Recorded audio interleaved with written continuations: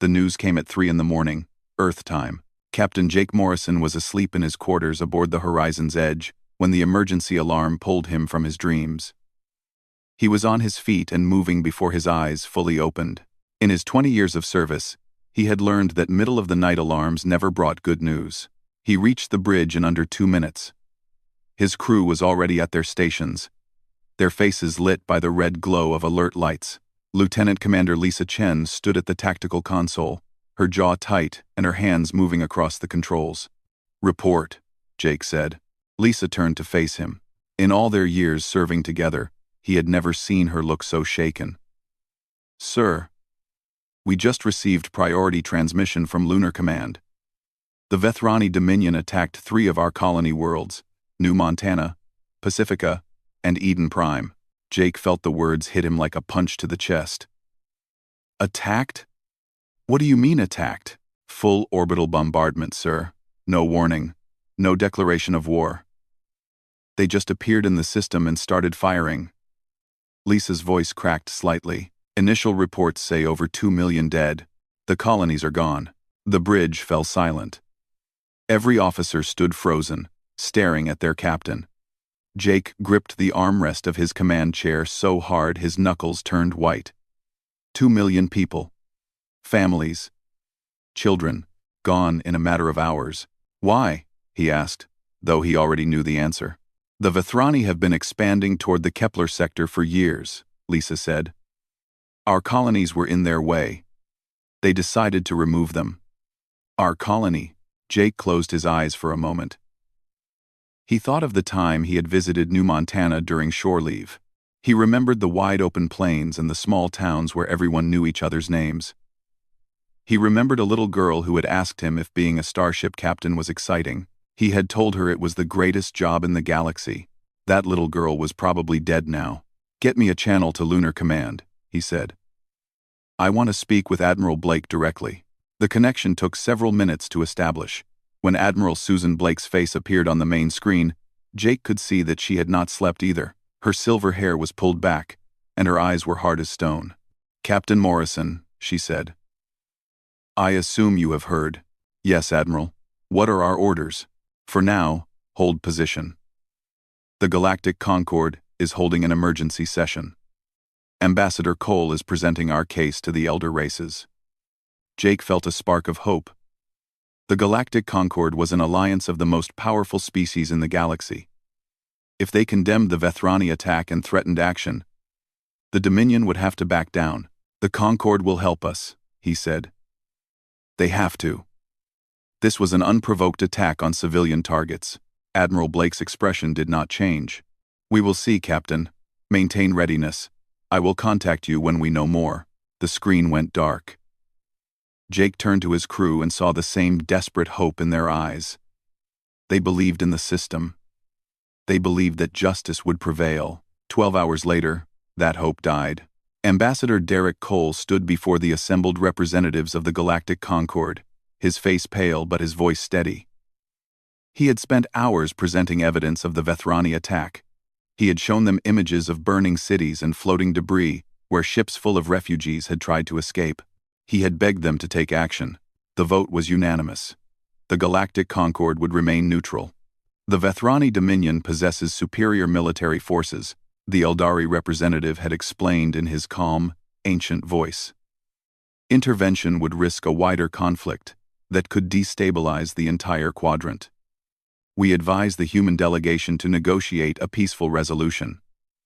Perhaps the surrender of the Kepler sector would satisfy the Dominion and prevent further loss of life."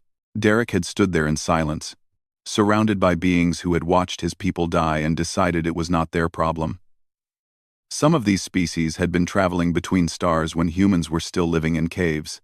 They had centuries of wisdom and technology beyond anything Earth possessed, and they were cowards. Derek returned to Earth and reported to the United Council. The leaders of humanity sat in a darkened chamber beneath the old city of Geneva, listening to his words. When he finished, the room was quiet for a long time.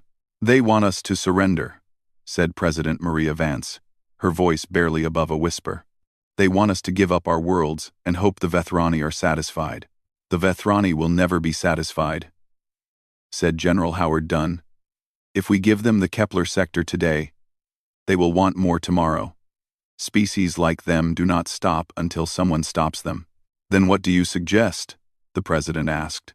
Admiral Blake rose from her seat. She was the oldest person in the room, but she stood straight and tall. "We fight. We hit them so hard that they regret ever looking in our direction. We show the entire galaxy that humanity does not surrender." "We are outnumbered and outgunned," said another council member. "The Vethrani have 3 times our ships, and their technology is more advanced. Then we will have to be smarter," Admiral Blake replied. "And more ruthless." The debate lasted for 6 more hours. In the end, the vote was unanimous. Earth would not negotiate. Earth would not surrender. Earth would go to war. 3 days later, Captain Jake Morrison received his orders. They were marked with the highest security classification and came directly from Admiral Blake. As he read them, he felt a cold determination settle into his bones. His mission was simple. He would lead a strike force deep into Vethrani territory. He would attack their forward military base in the Korath system. He would destroy their shipyards and their fleet. He would show the Dominion that attacking Earth was the worst mistake they had ever made. The message from Admiral Blake ended with a single line that Jake read over and over. "Make them remember us." Jake looked up at the stars through the viewport of his ship. Somewhere out there, the Vethrani were celebrating their easy victory over the primitive humans. They thought the war was already won. They were wrong. "Lieutenant Commander Chen," Jake said over the comm, "assemble the senior officers in the briefing room.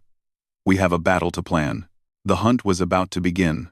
The Vethrani believed the Krayson corridor was impassable. For 300 years, every species that had tried to use the unstable wormhole route had lost ships to the violent gravitational storms inside.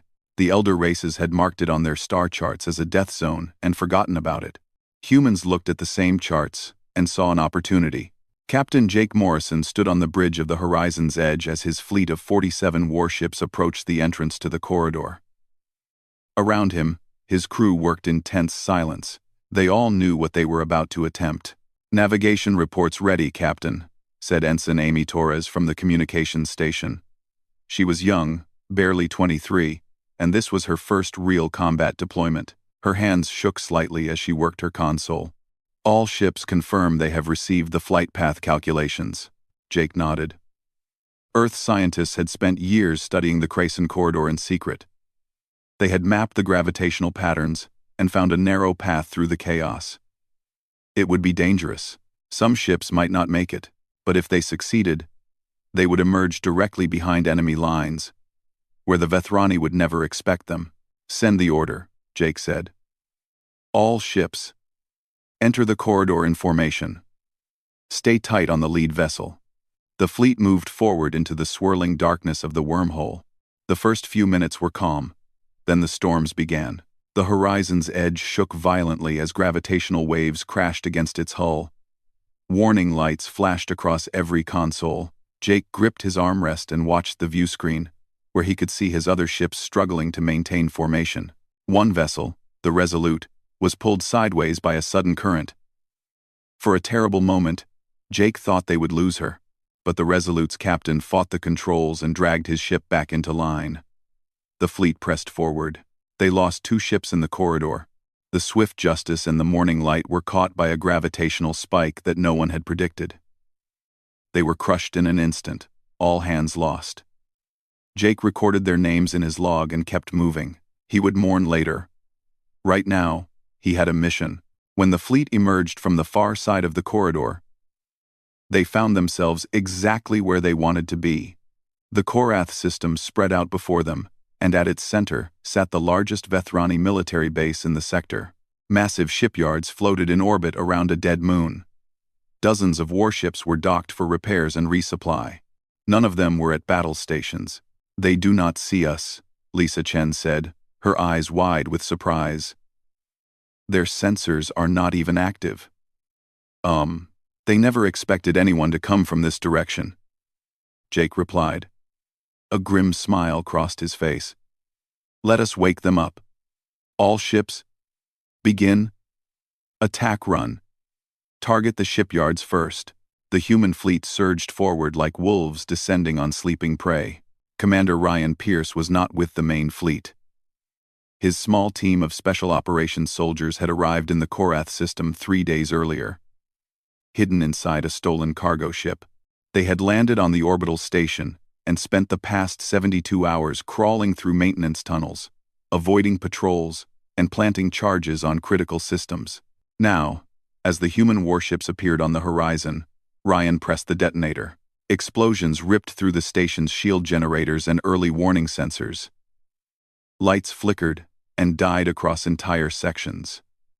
Vethrani soldiers ran in confusion, not understanding what was happening. "Shield generators are down," Ryan reported over his secure channel. "The station is blind and defenseless. Hit them hard." "Captain," Jake did not need to be told twice. The horizon's edge led the charge, its weapons firing in continuous streams of destruction. Plasma bolts and missile salvos tore into the unshielded shipyards. Docked Vethrani vessels exploded before they could power up their engines. Fuel depots detonated in massive fireballs that consumed everything nearby. High Commander Zorath was in his quarters when the attack began. The first explosion knocked him from his bed. By the time he reached the command center, half his fleet was already burning. "What is happening?" he screamed at his officers. "Who is attacking us?" "Humans, High Commander," a junior officer replied, his voice filled with disbelief. "It is the humans." Zorath froze.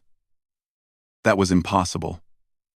The humans were a weak species, barely capable of defending their own systems. They could not possibly have the capability or the courage to strike at the heart of Vethrani territory.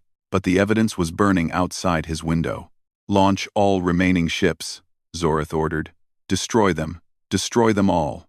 The Vethrani forces scrambled to respond. Ships that had been at dock rushed to launch. Ground batteries on the moon's surface powered up and began firing. For a moment, it seemed like they might stabilize the situation. Then the second wave of human ships hit them from the flank. Jake had split his fleet into 2 groups.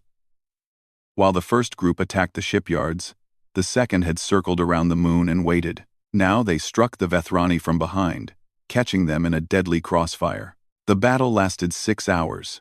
6 hours of fire and blood and screaming metal. The humans fought with a fury that shocked the Vethrani.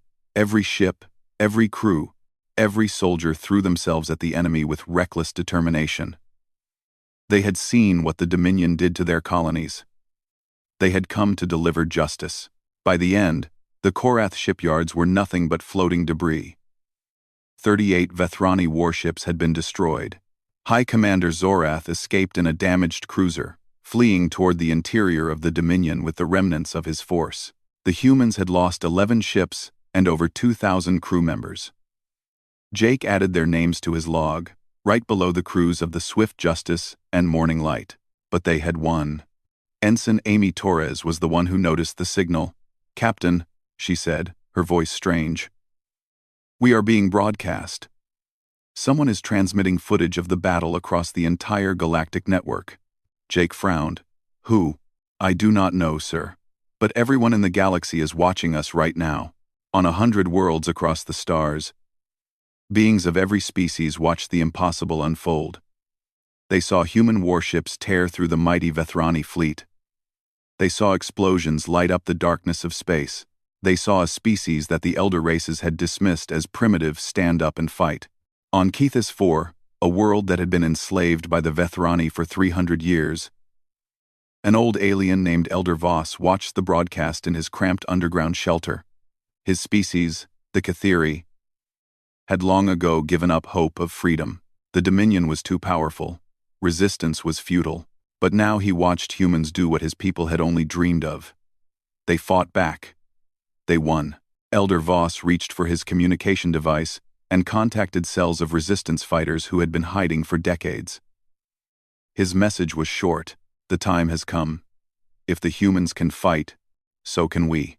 Across the galaxy, others were having the same thought. The spark had been lit. The fire was about to spread. The galaxy had not stopped talking about the Battle of Korath for 3 weeks. News networks on every civilized world played the footage over and over. Military experts analyzed human tactics. Politicians debated what this meant for the balance of power, and on Earth, people prepared for the storm that was coming. Supreme Overlord Dravek of the Vethrani Dominion stood before his war council in the Great Hall of Vethra Prime. He was tall even by Vethrani standards, with scales the color of dried blood and eyes that burned with cold fury. When he spoke, his voice echoed off the ancient stone walls. "The humans have humiliated us," he said. "They have destroyed our forward base and killed thousands of our warriors. This cannot stand. I am declaring total war against the human species. We will not stop until their homeworld is ash and their race is erased from the galaxy." The council members bowed their heads in agreement.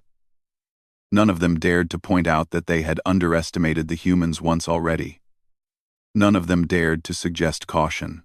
Within days, the Dominion began gathering the largest fleet in its history. 300 warships would descend on human space and crush them forever. At the same time, on the human colony of Meridian Station, a woman named Tara Reeves was preparing for her own mission. Tara was a war correspondent, one of the best in the business. She had covered conflicts on a dozen worlds and had the scars to prove it. Now she was embedding with the Earth fleet to document the war against the Vethrani. "You understand this is dangerous," Captain Morrison told her when she arrived aboard the Horizon's Edge. "We are going to be in the middle of some very ugly fighting. That is exactly why I need to be here," Tara replied. "The galaxy needs to see what is really happening. They need to see who the humans really are." Jake studied her for a moment, then nodded. "Fine. Stay out of the way during combat. And if we have to evacuate, you follow orders without question. Deal." Tara's first report aired 2 days later. It showed human soldiers rescuing alien refugees from a transport ship that had been damaged by Vethrani raiders. The humans carried injured aliens to their medical bay and treated them alongside their own wounded. One soldier gave his emergency rations to an alien child who had not eaten in days. The report spread across the galactic networks like wildfire. It showed something that many species had never expected from humans. Not just strength, but compassion. Ambassador Derek Cole watched the report from his office at Galactic Concord headquarters on Nexus Prime. A small smile crossed his tired face. He had spent weeks trying to convince the elder races to support humanity. Maybe this would help. He requested another audience with the Concord Assembly. This time, he did not beg for help. "The humans do not need your assistance," Derek said, standing alone before the gathered representatives. "We have proven that we can fight the Vethrani on our own. But I want to make something very clear to all of you. When this war is over, Earth will remember who stood with us. And we will remember who stood aside while our people died." The chamber was silent. Several representatives shifted uncomfortably in their seats. "The Vethrani Dominion is built on conquest and slavery," Derek continued. "Today they attack us. Tomorrow it might be you. We are offering every species in this chamber a choice. Stand with humanity now, or stand alone when the Dominion comes for your worlds." He walked out without waiting for a response. On Kethis 4, the rebellion had begun. Elder Voss had spent decades building a secret network of resistance fighters among his enslaved people. They had hidden weapons in caves. They had memorized the patrol routes of Vethrani guards. They had waited for a moment when fighting back might actually mean something. That moment had arrived. The uprising started in the capital city at dawn. Kethari workers turned on their overseers with improvised weapons and stolen blasters. Within hours, the entire city was in chaos. The Vethrani garrison, caught completely by surprise, was overwhelmed. But Elder Voss knew this was only the beginning. The Dominion would send reinforcements. His people could not win a straight fight against Vethrani military forces. "We need to capture the communications relay," he told his lieutenants. "If we can control their communications, we can help the humans.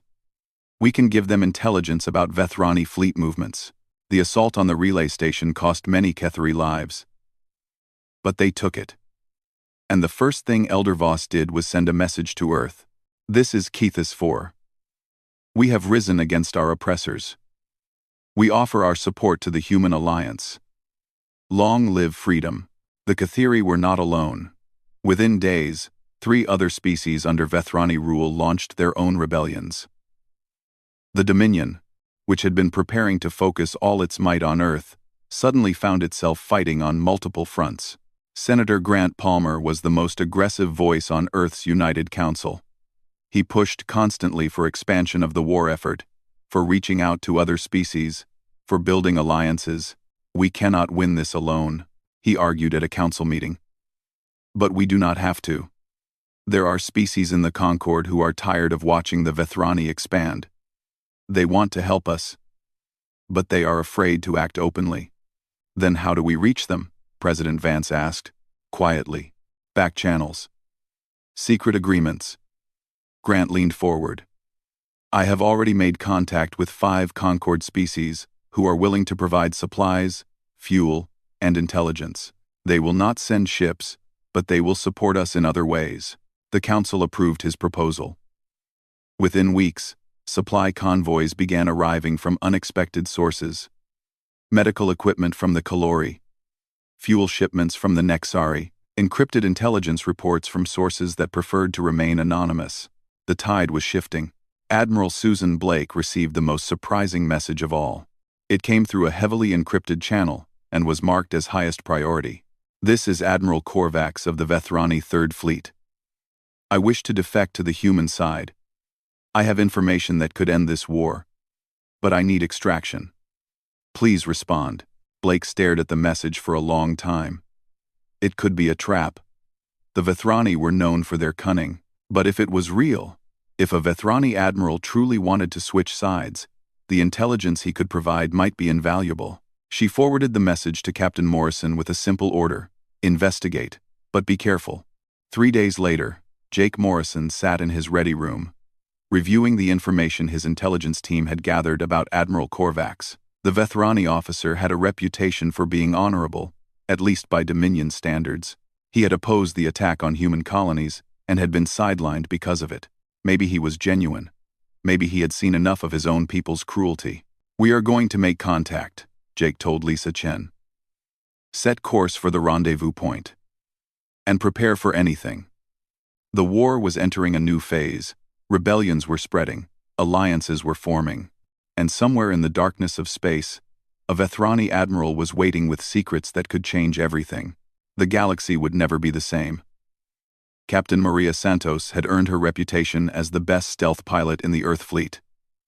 Her ship, the Nightfall, was designed for missions that no one else could handle: silent running, deep penetration into enemy territory, getting in and out without being seen.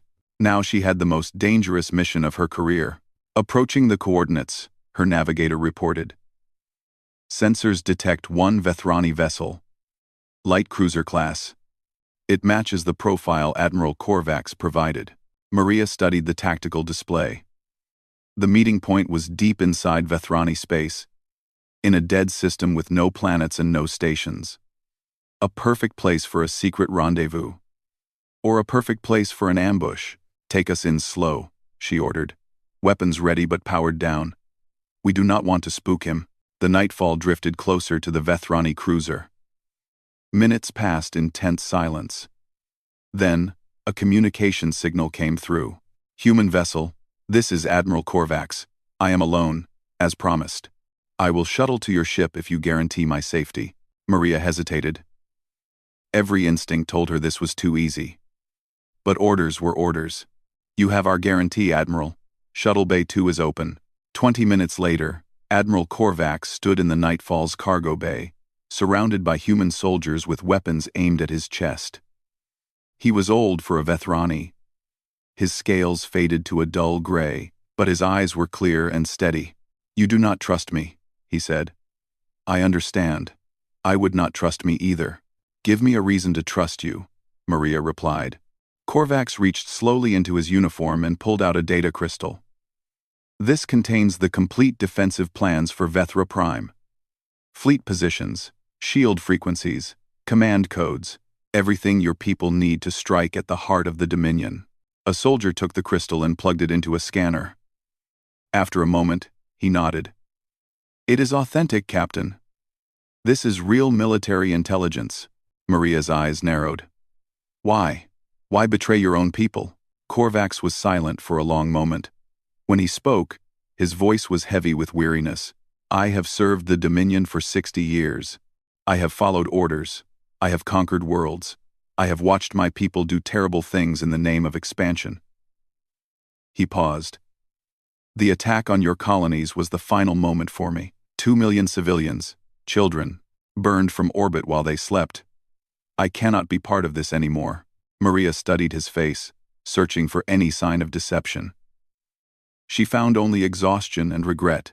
There is something else, Korvax continued. Something your people need to know immediately. Supreme Overlord Dravik has ordered the construction of a planet-killing weapon, a device capable of destroying an entire world. He plans to use it on Earth. The cargo bay went silent. Maria felt ice run through her veins.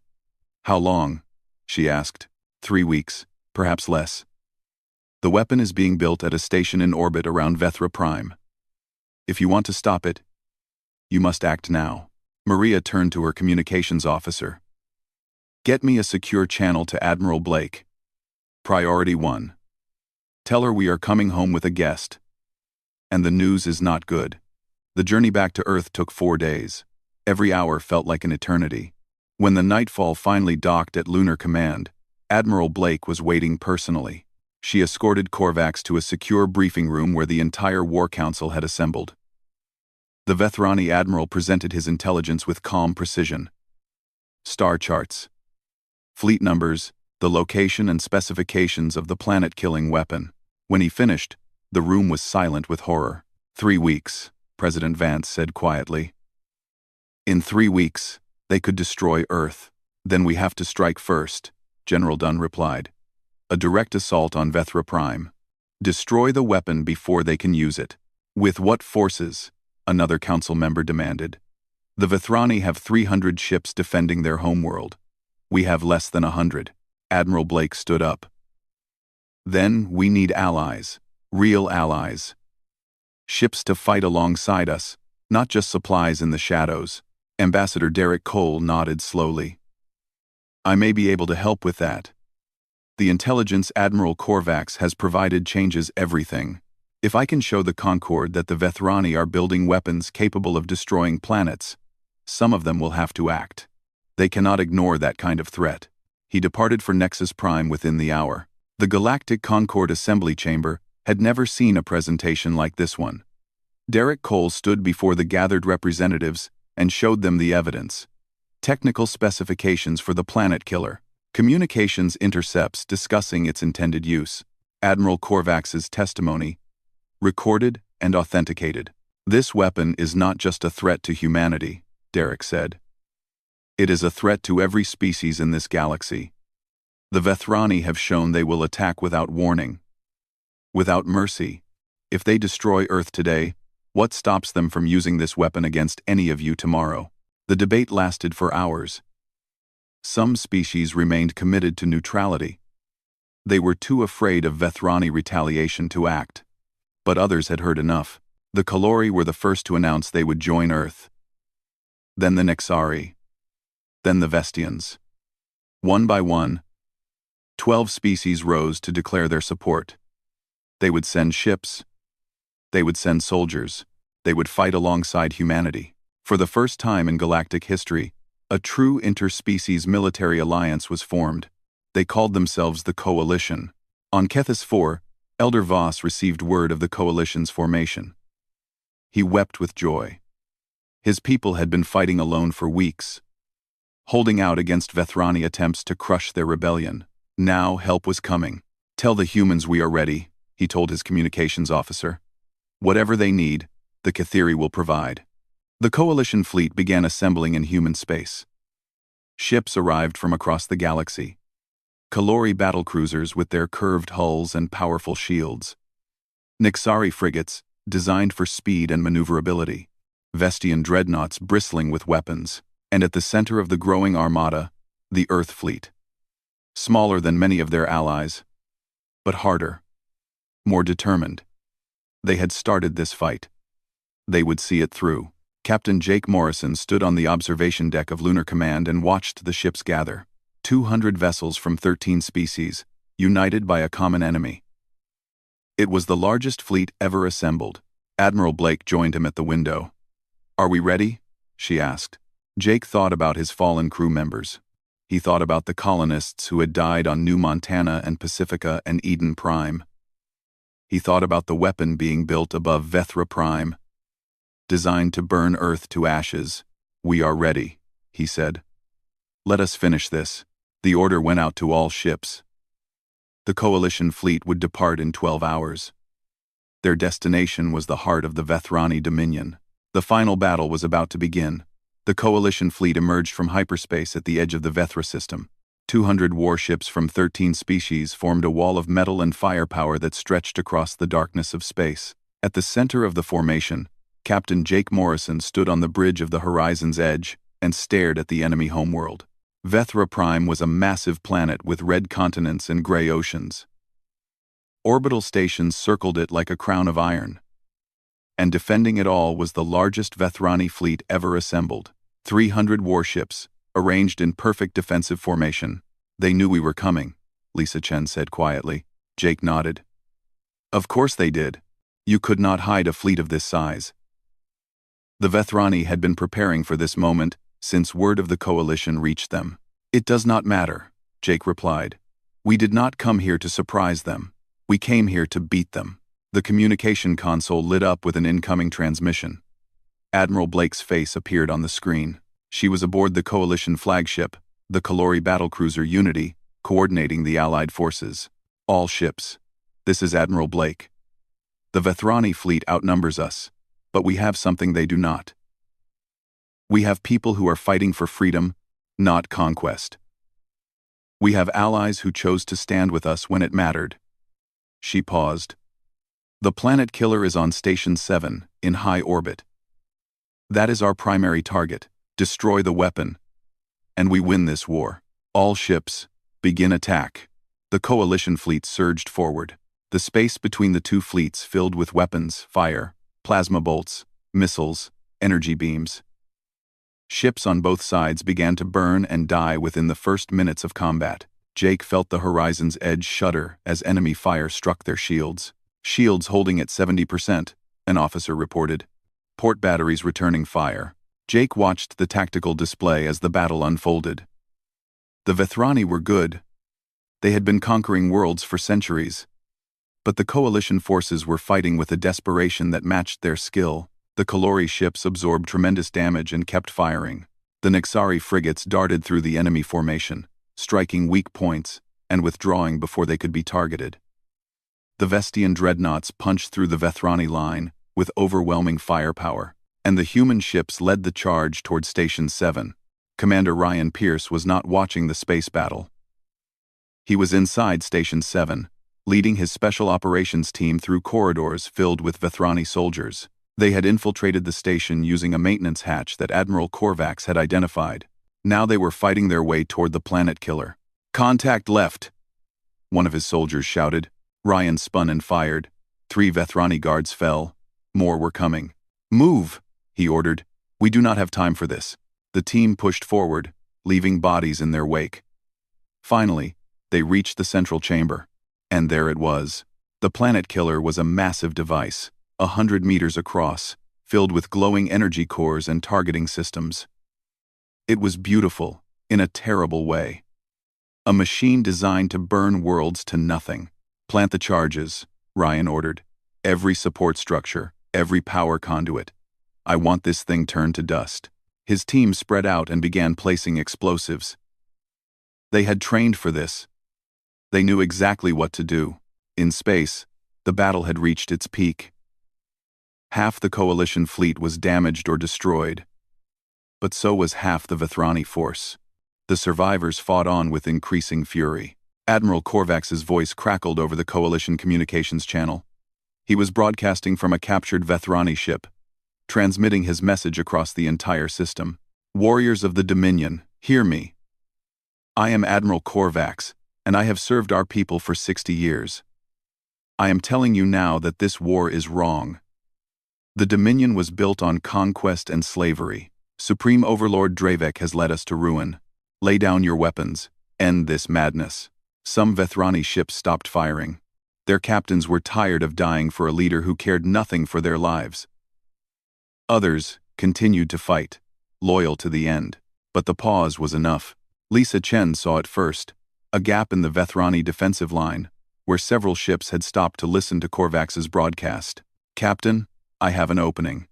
If we push now, we can get through to Station 7. Jake did not hesitate. "All human ships, follow me. We are breaking through." 20 Earth vessels surged through the gap. Vethrani ships tried to close it, but they were too late. The humans were through. Station 7 loomed ahead. Jake opened a channel to Commander Pierce. "Ryan, status report. Are the charges set?" "Almost, Captain. 2 more minutes." "You have 1 minute. Then get your team to the extraction point." Inside the station, Ryan Pierce worked faster than he had ever worked in his life. The last charge clicked into place. He checked the timer. 60 seconds. "Everyone out. Move, move, move." His team sprinted toward the shuttle bay. Vethrani guards appeared in their path. Ryan shot them without slowing down. 40 seconds. They reached the shuttle. The pilot had the engines running. Ryan threw himself through the hatch as the craft lifted off. 20 seconds. The shuttle burst out of the station's hangar and accelerated away. Behind them, Station 7 lit up with explosions. The planet killer detonated in a chain reaction that consumed the entire station.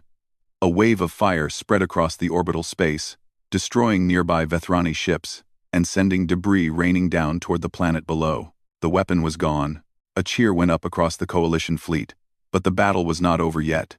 The remaining Vethrani ships fought on, though their coordination was failing. Without the central command station on Vethra Prime, their fleet was losing cohesion. Supreme Overlord Dravek watched the destruction from his palace on the surface. He saw his planet killer burn. He saw his fleet crumbling. He saw everything he had built falling apart. He turned to flee to his personal transport. He would escape, regroup, rebuild. But when the doors to his chamber opened, he found himself facing Elder Voss and a squad of Ketheri rebels. They had infiltrated the palace through servant corridors that Voss had memorized during his years of slavery. "Where are you going, Overlord?" Elder Voss asked quietly. Dravek reached for his weapon. He never completed the motion. 2 hours later, Supreme Overlord Dravek was delivered to the Coalition flagship in restraints. He would face trial for crimes against multiple species. The Vethrani fleet surrendered. The war was over. 6 months later, Captain Jake Morrison stood at the dedication ceremony for the Memorial of the Fallen on Earth. The names of every human who died in the war were carved into black stone walls that stretched across a gentle hillside. Beside him stood allies from a dozen species: Kalori, Nixari, Vestians, Ketheri, others who had joined the coalition after the victory. They had come to honor the fallen and to celebrate the new era that was beginning. A new galactic council had been formed, replacing the old Concord that had stood by while humans died. Ambassador Derek Cole had been elected as its first chairman. Together, the member species were building a galaxy where conquest and slavery would no longer be tolerated. Elder Voss approached Jake after the ceremony. The old Ketheri walked slowly, but his eyes were bright with joy. "Captain Morrison, my people owe you a debt we can never repay." Jake shook his head. "We owe each other. Your rebellion saved thousands of coalition lives. We could not have won without you." "Perhaps." Elder Voss smiled. "But it was humans who showed us that fighting back was possible. You lit the spark. We simply helped it spread. On the rebuilt colony of New Montana, children played in fields of green grass. Some were human. Some were Ketheri refugees who had been relocated after their world was freed. Others were from species that had never been to human space before. A teacher gathered them around her and began to tell them a story. She told them about a time when the galaxy was ruled by fear. She told them about a species called humans who refused to accept defeat. She told them about a rebellion that spread across the stars. Earth's retaliation was not about revenge, she said. It was about showing everyone that tyranny cannot stand when free peoples work together. It was about proving that hope is stronger than fear. One of the children raised her hand. Is that why we all live together now? The teacher smiled. Yes. That is exactly why. Because we learned that we are stronger together than we could ever be alone. Above them, the stars shone bright. Once they had been symbols of isolation and distance. Now they were bridges, connecting worlds that had learned to trust each other. The galaxy had changed forever, and it started because one species decided to fight back.